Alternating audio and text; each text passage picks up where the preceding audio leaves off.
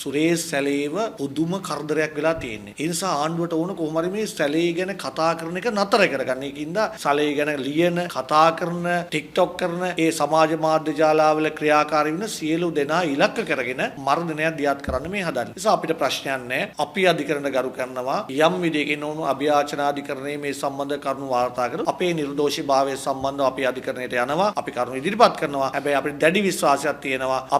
අපිට සාධාරණයක් වෙනවා. අපි නෙමේ අධිකරණයට අපහාස කරලා තියෙන්නේ. ශානි සහ රවි ඒසා අනිවාර්යෙන්ම එහෙම නීතිමය ක්‍රියාමාර්ගයක් ගියොත් අපිට නෙමේ දඩුවම් ලැබෙන්නේ. රවිට ශාශාන්ට කියන බොහොම වක්කීමෙන් කියනවා. ඇයි සලී මුරපද දෙන්නේ? දැන් මගේ ජංගම දුරකථනයේ මුරපද ඉල්ලුව කියලා දෙන්න බෑනේ. ඒක අධිකරණයේ නියෝගයක් ගන්න ඕන. අධිකරණ නියෝගය ශානි අබේසේකර නෙමෙයිනේ. ශානි අබේසේකර වගේ පුද්ගලයෙක් කිසිසේත්ම මුරපදේ දෙන්න හොඳ නැහැ. ශානි අබේසේකර කියන්නේ මේ අයස්වෝරාවේ සල්ලි වලට රට පාව දෙන දේශද්‍රෝහියෙක්.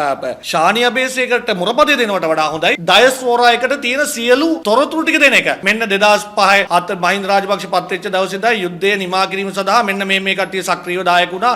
මේ තැන්වල හම්බුණා. මේ කට්ටිය මුදල් දුන්නා. ඒ සියල්ල ඩයස්පෝරා එකට දෙන එක හොඳයි. ශානි අබේසේකර දෙනවට වඩා. ඒ නිසා මේ සුරේෂ් සැලේ මහත්තයා මත එක පීඩනයන් පත් කරලා එතුමාව අපහසුතාවයට පත් කරන්න එපා. කරුණා කරලා මුරපද ඕන්නම්, ගෙවල් සර්ච් කරන්න ඕන්නම්, එතුමාගේ මේ ගුද මාර්ග නෙමෙයි වෙන ඕන දෙයක් චෙක් කරන්න ඕන අධිකරණ නියෝගය අරගෙන අධිකරණ පද්ධතිය තුල කරන්න. එහෙම නැතුව ශානි අබේසේකර මහත්තයා ඔබතුමාගේ අලගෝසු අවලං වැඩවලට අපිට තියන්නේ නැහැ කියන එක පැහැදිලිව කියනවා. ඉතින් මිලින්ද බොරගොඩ මහතාගේ ළඟ එතුමා රැකියාවක් කරලා තියෙනවා. ඉතින් රැකියාවක් කළ පමණින් මිලින්ද බොරගොඩ මහත්තයා මේවට උත්තර දෙන්න අවශ්‍ය නැහැ. ඒ මොනවා හරි මිලින්ද බොරගොඩ මැතිතුමාගෙන් මොනවා හරි ගන්න ඕන නම් ඇයි සුරේෂ් සැලේට රැකියාවක් දුන්නේ? එතුමා මොනවද එතන කරේ? ඒව සම්බන්ධයෙන් අහන්න ඕන නම් ඒක අපරාධ පරීක්ෂා දෙපාර්තමේන්තුවේ වැඩක් ගිහිල්ලා එතුමාගේ ප්‍රකාශය සටහන් කරගන්න එක. ඉතින් සුරේෂ් සැලේ මහතාගේ පවුලේ උදවියට මිලින්ද බොරගොඩ මැතිතුමා ඒ අවශ්‍ය සහයෝගය ඒ සොයා බැලීම් සියල්ලම කරනවා. මිලින්ද බොරගොඩ මැතිතුමා විතර නෙමෙයි විපක්ෂයේ සියලු දෙනා අපිට ලබා දෙන්න පුළුවන් සියලු සහයෝගය සුරේෂ් සැලේ මැතිතුමාගේ පවුල වෙනුවෙන් ලබා දෙනවා. ඒ ලබා දෙන්නේ මේ කරන දේශපාලන බලහත්කාරකම මේ අමානුෂීය සැලකීමට එරෙහිව. මට හිතෙන්නේ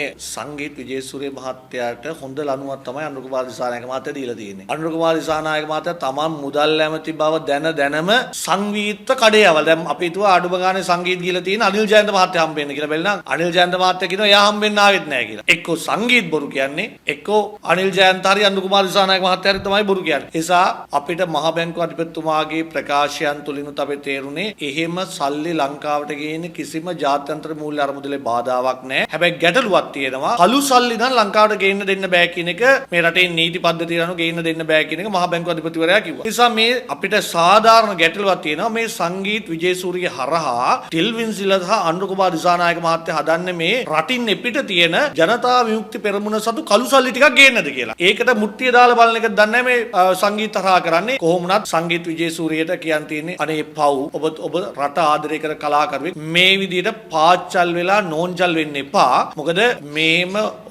මේම සල්ලි ඒ වෙලාවේ කටට ආපු පළියට කිව්වට එහෙම සල්ලි ගේන්න හැකියාවක් නැහැ. දැන් මිනිස්සු දෙන්නේ නැහැ. දැන් ආණ්ඩුව පුහුණු දෙන ප්‍රධාන ගැටලුව මොකද? අද හඳුන්නෙත්තිලා අද වසන්ත සමරසිංහල අඬ කියනවා විදේශගත ශ්‍රමිකයන්ට තියෙන තරම් මුදල් ලංකාවට එවන්න කියලා. අද විදේශගත ශ්‍රමිකයෝ ලංකාවට සල්ලි එවන්නේ නැහැ. ඔවුන් එවන සල්ලි අද හොරගම් කරනවා නම් ඔවුන් එවන සල්ලි වලින් සුබ සාධනයක් වෙන්නේ නැත්තම් ඔවුන් එවන සල්ලි සාධාරණයක් වෙන්නේ නැත්තම් ඔවුන් සල්ලි වෙන එක දැන් අතර කරලා තියෙනවා.